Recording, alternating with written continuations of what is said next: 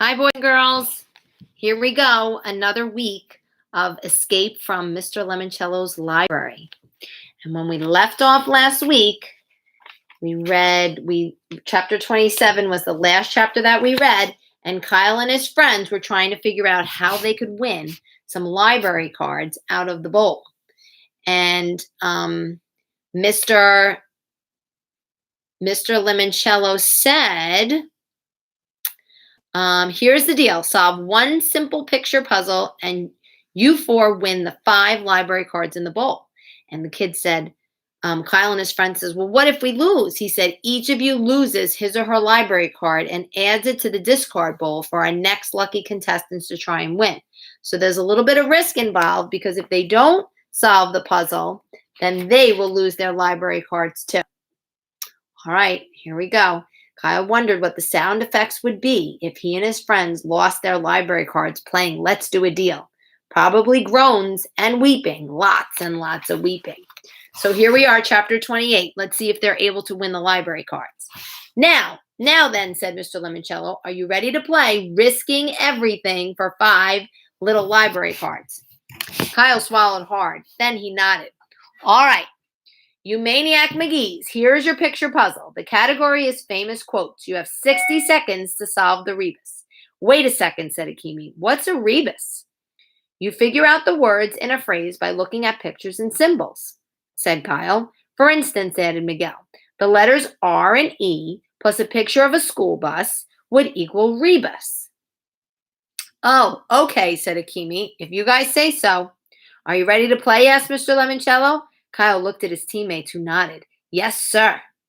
Then, on your mark, get set, go, dog, go. Mr. Lemoncello's image disappeared. Tick-tock clock music was started playing. The video screens all projected the same picture. So here we are. Okay, they have some pictures and words, and they have to figure out the clues. Let equals side. Golf, a dog. We're officially dead, said Akimi. 55 seconds, said Mr. Lemoncello. Okay, we break it up 4 ways, said Kyle. The first and third rows are similar. I'll do them. I'll do the last one, said Akimi. I'll take the second row, said Miguel. I'm 4, said Sierra. 50 seconds, said Mr. Lemoncello, so they're all working together as a team. Everyone went to work. Mine is some guy hitting himself in the thumb, but with a GR and an O, muttered Akimi. Then the male symbol with the LE equals RX marks? Does that make sense? Hello, Kyle? Is my second half marks? Kyle didn't answer. He was too busy deciphering his own clue lines. Outlet. Here he is up here. He's doing this one.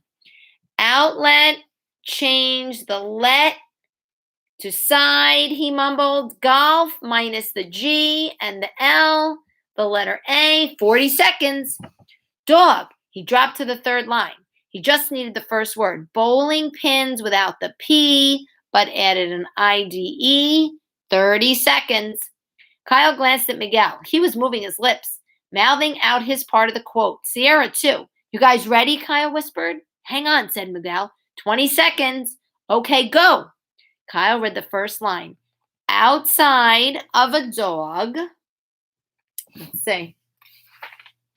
Miguel picked up the thread. A book is man's best friend. Kyle continued.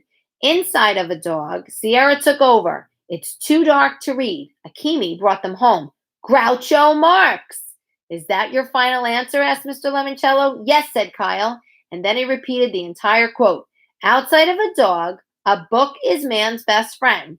Inside of a dog, it's too dark to read. Groucho Marx. So that quote was said by somebody, an actor who was called Groucho Marx. That was like a nickname for him. Bells rang, chaser lights flashed. The audience went wild. Akimi and Sierra actually squealed and hugged each other. You are correct, shouted Mr. Lemoncello. There's no dead end in Norvelt, not today. Take those 5 library cards, Team Kyle. You won them fair and square. Charles and Andrew heard a commotion on the 3rd floor. Bells ringing, an audience whooping it up. Girls squealing. Come on, said Charles. They raced up the stairs and peeked into the Electronic Learning Center. Kyle Keeley and his teammates were all hugging each other and slapping high fives. On every video screen in the game room, Charles could see a pictogram puzzle. "What's going on in there?" whispered Andrew. "They might be gaining on us," Charles whispered back. "We need to pick up our pace. Quick, where would I find a book called Who's Your Hospitality, written by Eve Healy Oresti?" "The 900s room. Let's go." Charles and Andrew scurried back to the second floor and the 900s room, where they found Haley Daly holding Who's Your Hospitality by Eve Healy Oresti. So Haley already had the book they were looking for. "Oh, hello, you guys," she said, slamming the book shut. Charles moved toward her slowly. "Find anything interesting in that book, Haley?" "Not really," she giggled. "Just a bunch of dumb junk about Indiana." Charles knew she was hiding something. "I wonder, Haley, if you and I might share a quiet word." He turned to Andrew. "In private." "Does that mean I'm supposed to leave?" "Yes, Andrew. It's for the good of the team, trust me." "Okay, but I'll be right outside the door if you decide to double cross me or something." "Thank you, Andrew. This will only take a quick minute." Peckelman left the room. Smiling, Charles moved even closer to Haley, so close he could smell her bubblegum, or shampoo, or maybe both. "Let's step over here," he said, taking Haley by the elbow. "I found another fascinating book that I think you'll just love." He guided her to a spot behind a bookcase where their conversation couldn't be observed by the security camera blinking up in the ceiling. Haley went with Charles. If he had been looking for the same book she just found, that meant he was playing the library escape game along a similar path. Charles Chuntington might have clues Haley could use, clues she needed. "Rumor has it," Charles whispered, "that your parents wrote your library essay for you." Inside, Haley was grinning. Obviously, Charles would try to bully her into joining his team. She'd pretend to be frightened. "What?" she whispered back, pretending to be terrified. "That's a lie. My dad just helped me with some of the spelling." "Aha! So you admit it. All the spelling in your essay wasn't your own." Okay, this was going to take more acting skills than usual. Having someone check your spelling wasn't against anybody's rules for anything. She widened her eyes, made her lips quiver. "What do you want, Charles?" "For you to join my team." "Why should I do that?" "Two reasons. One, if you're on my side, your flagrant plagiarism remains our dirty little secret. Two, I know what to do with that silhouette card you just found in the Who's Your Hospitality book." "You do?" "Oh, yes. If we share our clues, the pictures will create a phrase telling us how to find the alternate exit." Haley smiled. "For real?" This was working out perfectly. She'd get all their clues, and even if they all won together, Mr. Lemoncello would definitely make her the real star of his TV commercials. She had zazz. Charles and Andrew did not. "Okay," she said. "Deal. I'm on your team." Then she handed Charles the clue she had found in the Hoosier book. "Of course," said Charles. "After all, Indiana is the Hoosier state." So that's the shape of the state of Indiana. Chapter 29. "Oh, man," said Kyle, leading his team around the balcony back to the young adult room. 9 library cards. This is fantastic." They gathered around a table. "Okay, guys, time for everybody to put their cards on the table, literally." The teammates set down their cards. Kyle spread out the 5 from the discard bowl. Akemi pulled out a pad and wrote all the information on one master list. Books, authors on the backs of the library cards. Number 1, Miguel Fernandez. Incident at Hawks Hill by Alan Eckert. No David by David Shannon. Number 2, Akemi Hughes. One Fish, Two Fish, Red Fish, Blue Fish. We know the author of that, Dr. Seuss. Number 3, Unknown. Number 4, Bridget Wage. Tales of a Fourth Grade Nothing by Judy Blume. Harry Potter and the Sorcerer's Stone by J.K. Rowling. Number 5, Sierra Russell. The Egypt Game by Zilpha Keatley Snyder. The Westing Game by Ellen Raskin. Number 6, Yasmin Smith Snyder. Around the World in 80 Days by Jules Verne. The Yak Who Yelled Yuck by Carol Pugliano Martin. Number 7, Sean Keegan. Olivia by Ian Falconer. Unreal by Paul Jennings. Number 8, Unknown. Number 9, Rose Vermetti. All of a Kind Family by Sidney Taylor. And Scat by Carl Hasen.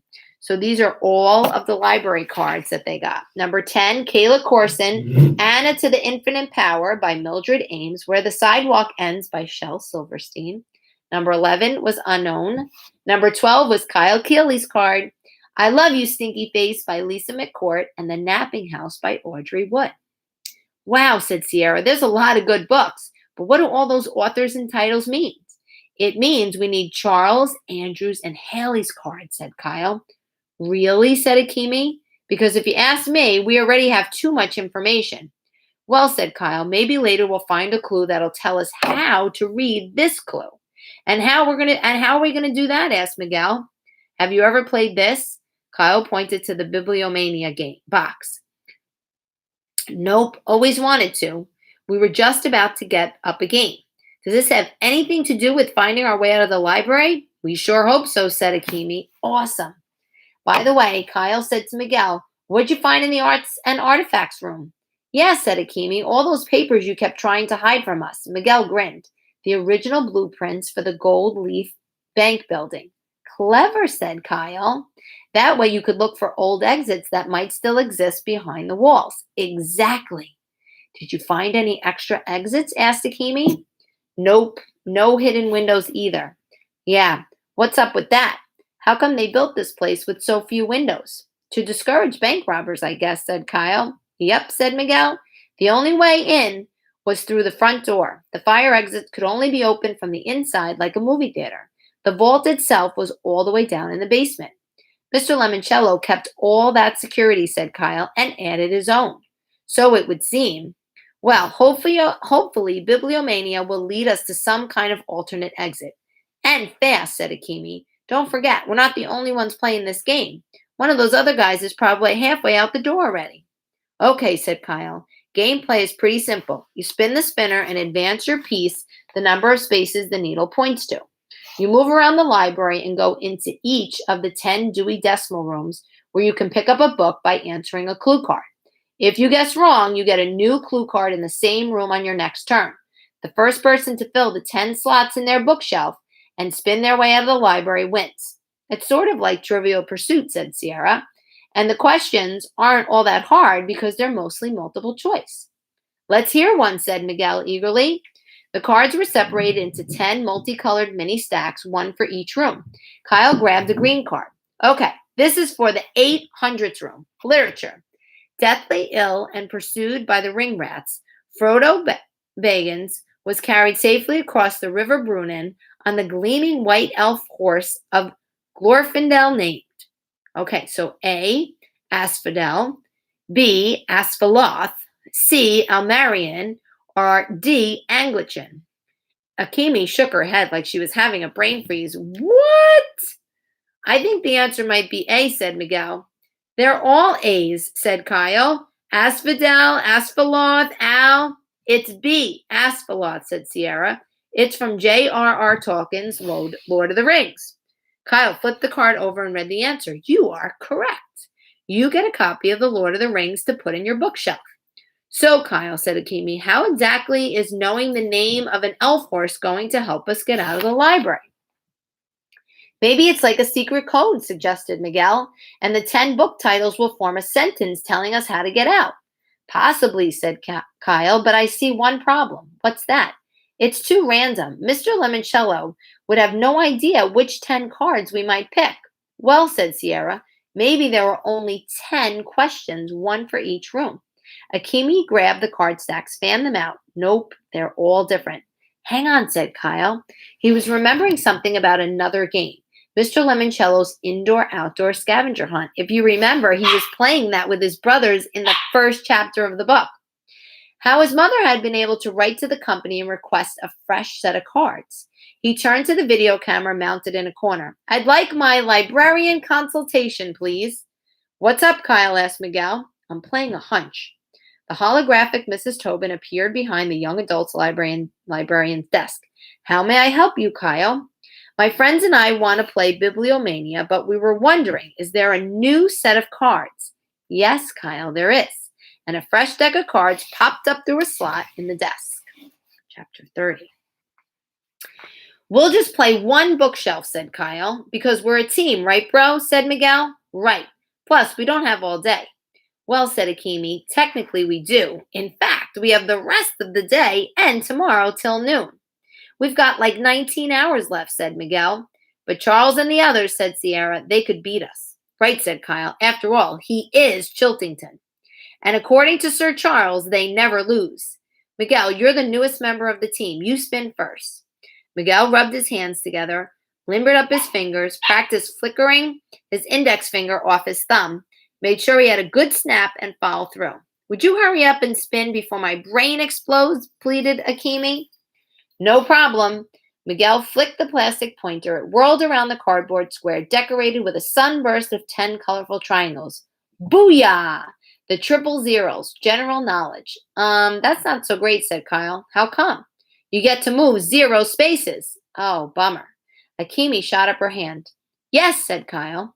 Do we have to spin and count spaces and all that junk? We have a deadline. Clocks everywhere are ticking against us. Maybe we can just pull a pink card, suggested Sierra.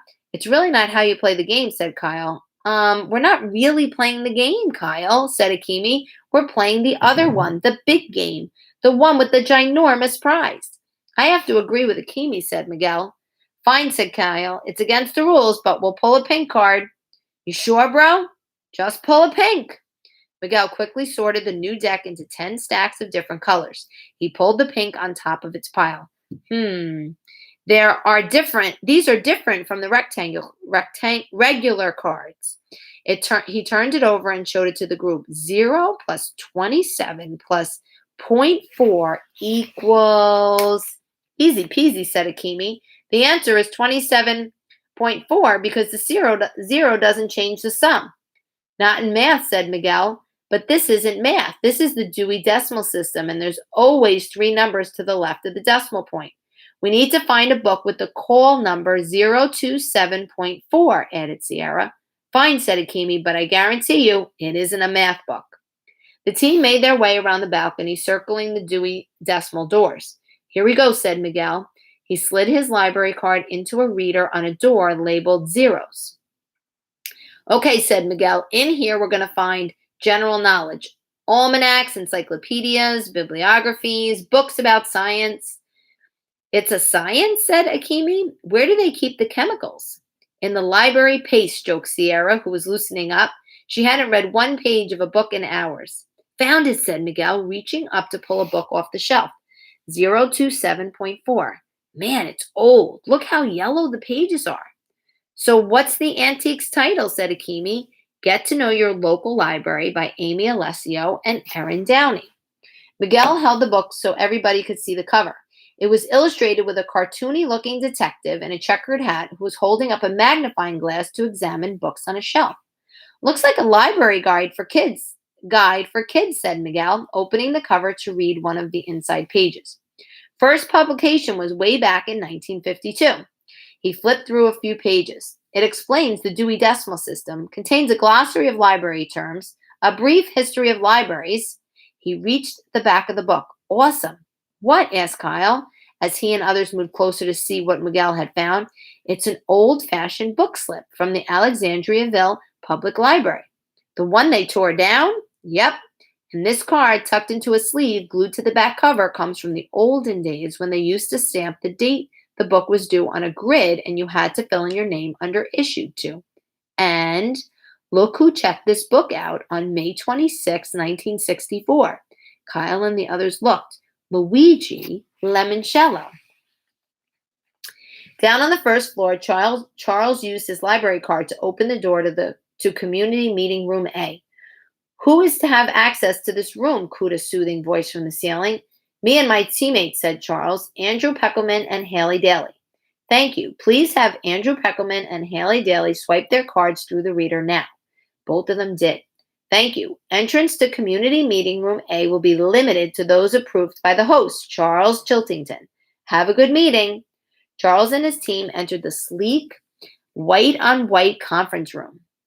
There were 12 comfy chairs set up around a glass-top table and a cabinet filled with top-of-the-line audiovisual equipment. You can write on the wall, said Andrew. They're like smart boards at school. Excellent, said Charles, clasping his hands behind his back and pacing around the room. Now, when we find all 12 pictograms and lay them out according to their position in the staff picks display case, they will create a rebus for a phrase that I am quite certain will tell us exactly how to exit this library without triggering any alarms. Therefore, it is time for all of us to lay our cards on the table. Haley nodded and pulled two more silhouettes out of the back pocket of her jeans. I found one of these in a cookbook, she said. The other was in juvenile fiction. Nancy drew The Mystery at Lilac Inn. There are blank note cards in this drawer, announced Andrew. We should use them as placeholders for the books we still need to find. They laid out a 3x4 grid of cards on the tabletop, and this is what their cards look like. What does it mean, said Andrew. Simple, said Charles. It means we need to find those other 6 books. So now they, like Kyle and his team, they have like these like clues that they need to put together and try and solve and come up with the words. Chapter 31. So, does anybody have a clue as to why we were supposed to find this book, asked Kyle. He and his teammates were back in the young adult room staring at the cover of Get to Know Your Local Library. Too early to tell, said Miguel. Let's keep playing. This book will probably make more sense once we get into the other rooms and pick up more clues. Whose turn is it, asked Akemi. Yours, said Kyle. Flick the spinner. Akemi finger kicked the plastic pointer. Purple, she yelled when the arrow slid to a stop. The 800s. That means you move 8 spaces, mumbled Kyle. Except today, Akemi reached for the card on top of the purple stack. When she saw what was written on it, she frowned. What's the clue, asked Kyle. Something about literature, rhetoric, or criticism, asked Miguel. Nope, said Akemi. It's a wild card with a riddle. Read it, said Sierra. I rhyme with Dart and Cracker Jacks. Visit me and find a rhyme for Andy. Peckelman, said Kyle. How'd he get his name on a game card? Bro, said Miguel. Nobody calls Andrew Peckelman Andy. Of course, it could mean Andrew Jackson, the 7th president of the United States, or Andy Pandy, said Akima, or Andrew Carnegie, said Sierra. He was a generous supporter of libraries. Okay, said Kyle. Let's concentrate on the first part of the riddle. What rhymes with Dart and Cracker Jacks? Smart and heart attack, suggested Miguel. Art and bric-a-brac, said Sierra. Art and artifacts, said Akemi, nailing it. They hurried over to the art and artifacts room. Everybody, check out the display cases, said Kyle. See if anything rhymes with the word Andy. Well, this model of the old bank building is certainly grandy, said Miguel. And the Pharaoh's pyramid and Sphinx would be sandy if they weren't made out of Legos. True, said Kyle, sounding unconvinced about both. Check it out, you guys, cried Akemi, who was studying a row of styrofoam head sporting hats. This plaid fedora from 1968 was worn by a guy named Leopold Loblolly. So, said Kyle. According to this plaque, Loblolly was one of the notorious dandy bandits. Dandy rhymes with Andy. That it does, said Miguel. However, Loblolly does not. Neither does Leopold, added Kyle. Candy rhymes with Andy, said Sierra. She was staring at the objects in a display case under a banner reading, Welcome to the Wonderful World of Willy Wonka. Awesome, said Miguel, hurrying over to admire the collection of everlasting gobstoppers, glumptious glob gobblers, Laffy Taffy, and pixie sticks displayed under glass in a sea of purple velvet. Mr. Lemoncello was a lot like Willy Wonka, said Kyle. You mean crazy, said Akemi. I prefer the term eccentric. And Dr. Zinchenko in his Oompa Loompa said, said Sierra. Everyone started giggling. Nah, Akemi joked. She's too tall. And not nearly orange enough, added Miguel. The Willy Wonka book was written by Roald Dahl, said Sierra, who, Kyle figured, could name 12 other books they wrote too. In it, Mr. Wonka takes Charlie and Grandpa Joe home in a flying glass elevator that crashes through the roof of his chocolate factory. Everybody thought about that for a second. So now we have to find a glass elevator, said Akemi, because there isn't one on the floor plan. But Mr. Lemoncello is just wild enough to build one, said Kyle, and if he did, he probably wouldn't put it on the floor plan. No way, said Miguel. Everyone would want to ride on it. I know I would, said Sierra. So we're seriously searching for a secret glass elevator, said Akemi. Maybe, said Kyle. Maybe not. This is just another piece of a gigantic jigsaw puzzle. We won't see the whole picture until we collect all the pieces. Or someone shows us the box lids, cracked Akemi. Look, it's only 6 p.m., said Kyle, and we're collecting a ton of good information. You mean a ton of random information, said Akimi. Well, said Miguel, once we have more clues, we can use Sherlock Holmes' famous deductive reasoning method to make logical connections between all the random junk. Works for me, said Kyle. But if we're going to play Sherlock Holmes, we need to go spin that spinner and dig up more clues. The game's afoot, said Sierra. Huh? Kyle and Akimi said it together. Sorry, it's just something Sherlock Holmes says to Watson whenever he gets excited. Sherlock Holmes, Kyle had just found another bunch of books to add to his reading list. Okay, Sierra, said Kyle, your turn. Sierra, chapter 32. Sierra flicked the spinner. The pointy tip ended up in the yellow's 200 zone, so we went ahead and pulled the yellow card. It's definitely for the 200 section, she said, showing her clue to Miguel before revealing it to Kyle and Akimi. Weird, said Miguel. What, said Akimi before Kyle could. Well, the 200s are where they keep books on world religions. But there are 2 numbers on this card, said Sierra. Maybe this time we need to find 2 books, suggested Kyle. I don't know, said Sierra, studying her card. 220.5203 is obviously a call number. Obviously, said Akimi, but this other number isn't in the proper format. 2/2015. February 20th, 2015, said Akimi. Quick, what happened on that date? Nobody knows, said Kyle, because it hasn't happened yet. Oh, right. Okay. How about February 20th, 1915?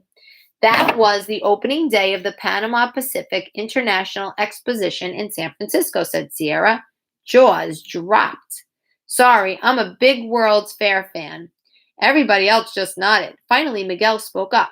Look, let's just go down to the 200s room and find 220.5203. We can figure out the second chunk later. The team once again trooped down to the second floor and worked their way around the circular balcony. You guys, said Sierra, looking across the atrium at the statues, remember how they switched all the hologram authors when Bridget Wage did her extreme challenge? Yep, said Kyle. She was doing good till she got to the Russian dude. What Russian dude? Asked Miguel, who hadn't witnessed Bridget's elimination. Guy who wrote 5 or 6 books Sierra could tell you about. But look, said Sierra, now all the author statues are the same ones they were last night. So, said Kyle thoughtfully, if they can switch them around. These must be clues for our game, blurted Akimi. She pulled out a pen and her notepad. I'll write down their names. Start with the guy under the 000 wedge of the Wonder Dome, suggested Kyle. Right. Akimi read the labeled pedestals and jotted down all the authors' names. Thomas Wolfe, Booker T. Washington, Stephen Sondheim, George Orwell, Lewis Carroll, Dr. Seuss, Maya Angelou, Shel Silverstein, Todd Strasser. So, said Akimi when she'd finished writing, do you think this game could get any more complicated? Maybe, said Kyle. It's possible that Mr. Lemoncello left a couple of different paths to the same solution.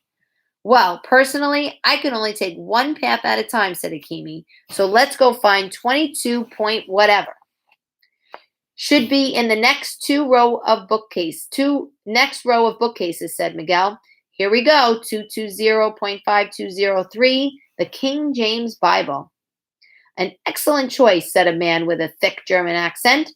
The 4 teammates spun around and were face to face with a semi-transparent guy in medieval garb with a fur-trimmed cap and a beard that looked like 2 raccoon tails sewn together under his nose and chin.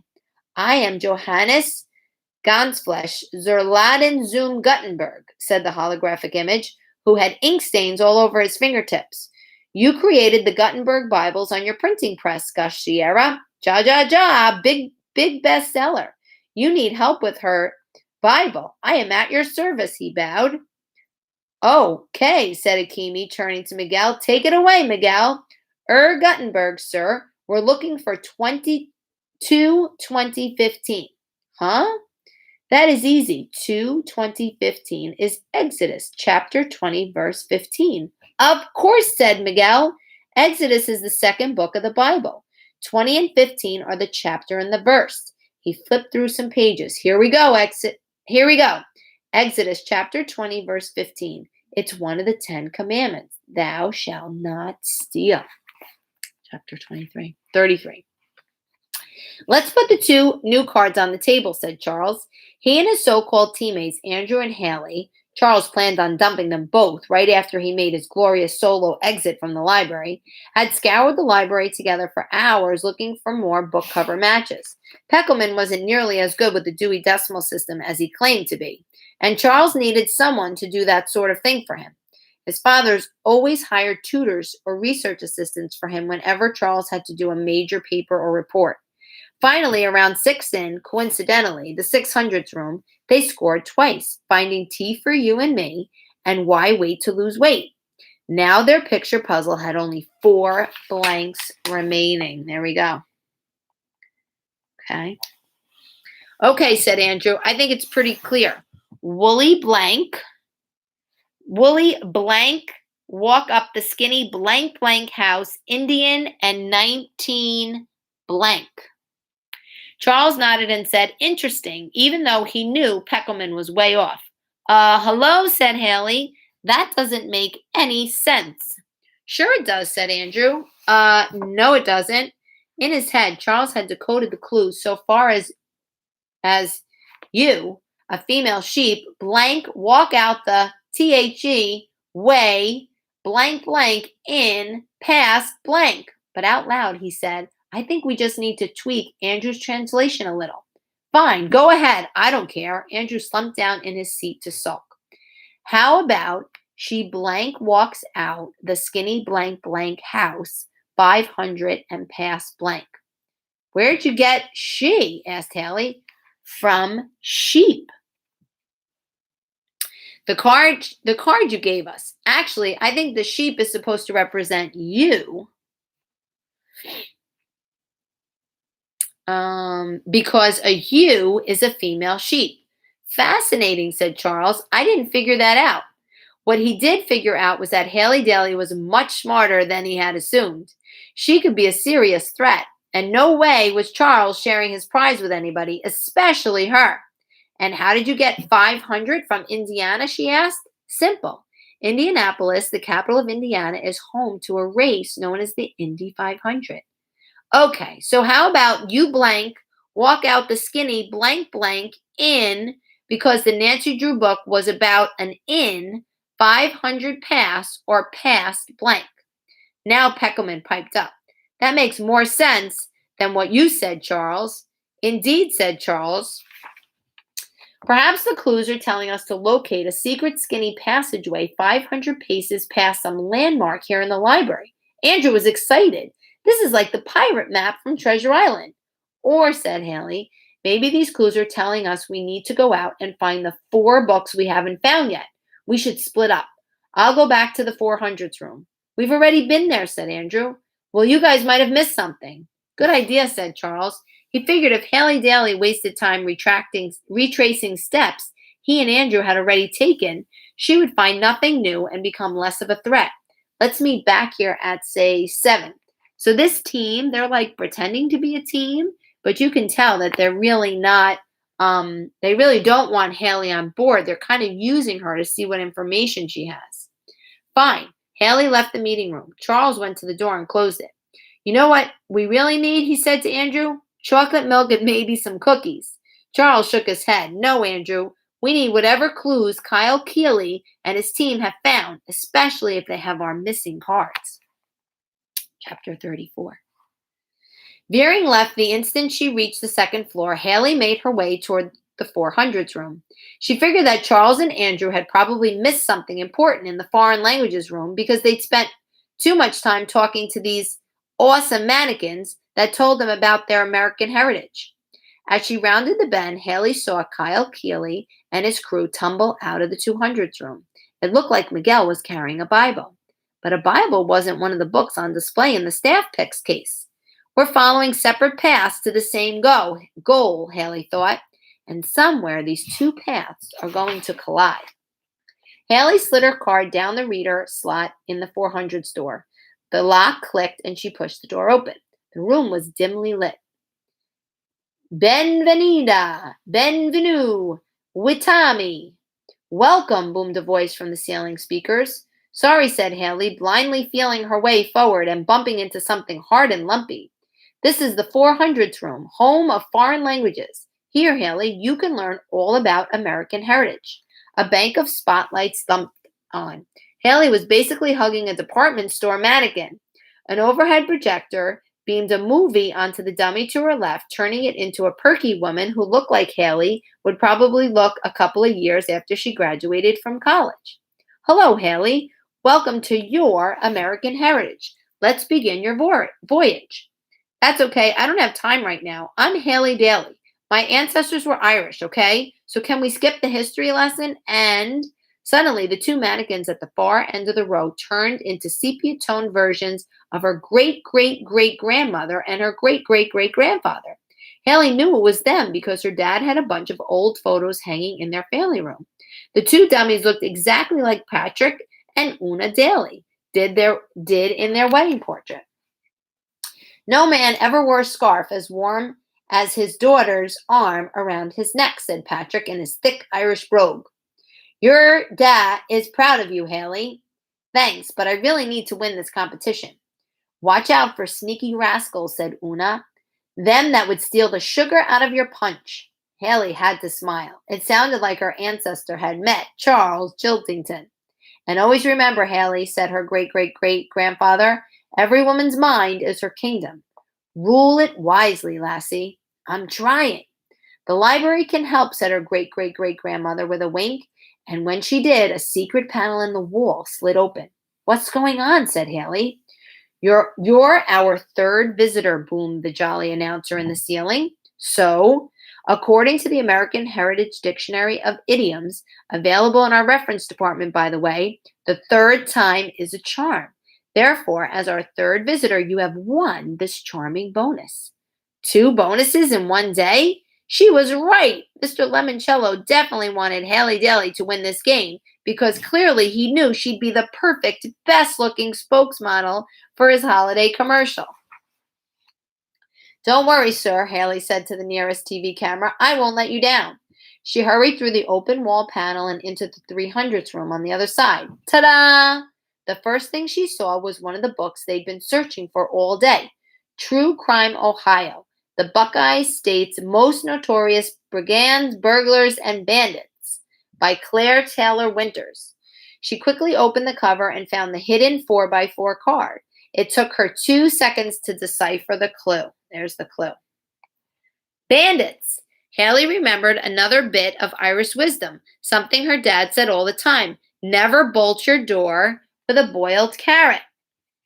She decided to keep this new clue, secret and secure. She wouldn't share it with Charles or Andrew. Haley took off her left sneaker, folded the card in half, and slid the clue into her shoe for safekeeping. When her sneak was laced up tight again, she took the True Crime Ohio book off its display stand and tucked it into the bookshelf, making sure it was in the proper position, right between 364.1091 and 364.1093. That way, she'd know where to find it if, for whatever reason, she needed the book again. Haley looked up at the nearest camera and flashed it her brightest toothpaste commercial smile. Go, Lemoncello! That's a cheer I just made up. We can use it on one of the commercials after I win. All right, here we go. This will be our final chapter for today, chapter 35. Entrance to Community Meeting Room B will only be granted to Kyle Keeley, Sierra Russell, Akimi Hughes, and Miguel Fernandez, said the soothing female voice in the ceiling after the 4 teammates had swiped their cards through the meeting room door's reader slot. This makes sense, said Akimi. We needed a place to organize all this material, put it on the walls, and draw a chart like the FBI always does on TV when they're tailing the mob. Stole the meeting room idea from me, Keeley? Charles Chiltington was standing in the doorway to meeting room A on the far side of the rotunda. No, said Kyle. We just needed some place to throw our victory party after we win. Not going to happen, Charles said smugly. Must I remind you, I'm Chiltington. We never lose. And he disappeared back into meeting room A. After Charles was gone, Kyle led his team into meeting room B. Miguel posted the bank blueprints he found up on the walls, while Sierra set up the Bibliomania game board on the conference table. I'm glad this room won't let anybody else in, said Kyle. And by anybody, you mean Charles Chiltington, right? Said Akimi. Totally.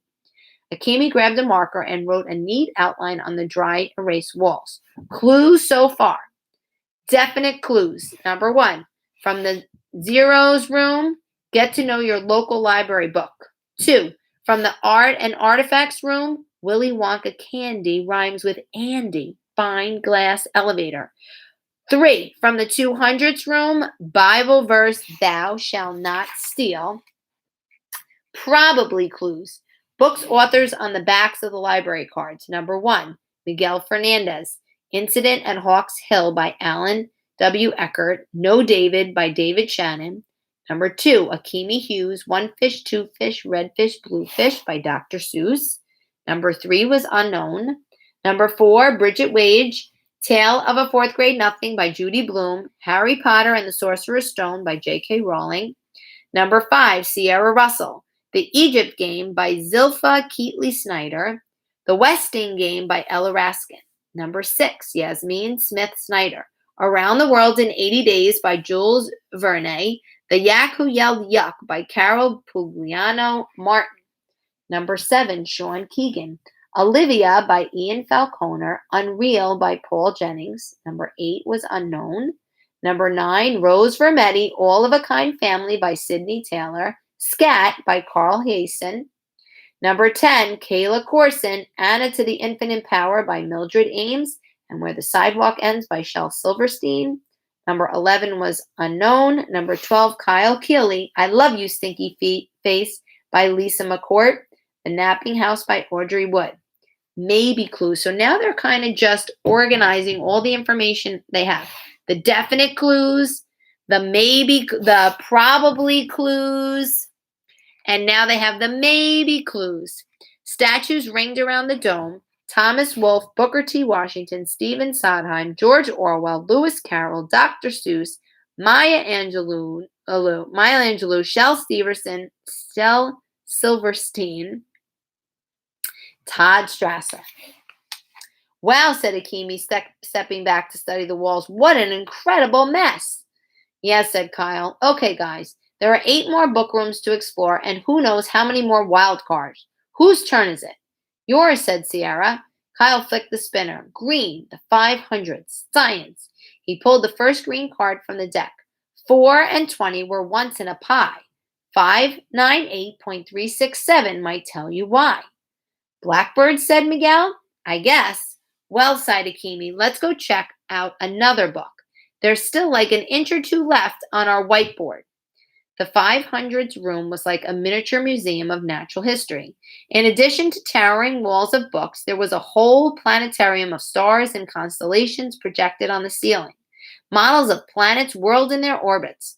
Sparkle-tailed comets shot around the corners of bookshelves. Kyle and his teammates made their way back to the 590s zoology. Shelving units were arranged in a square around an open area, maybe 20 feet by 20 feet wide. When the team entered the empty space, the lights dimmed and a guy with long wavy hair who looked like an artistic Daniel Boone faded into view. He was wearing some kind of bear fur coat and toting a musket. Bonjour, said the hologram. It's John Adams Audubon, said Sierra, the famous ornithologist. He gives people braces, said Kyle. No, Sierra said with a laugh. He studied and painted birds.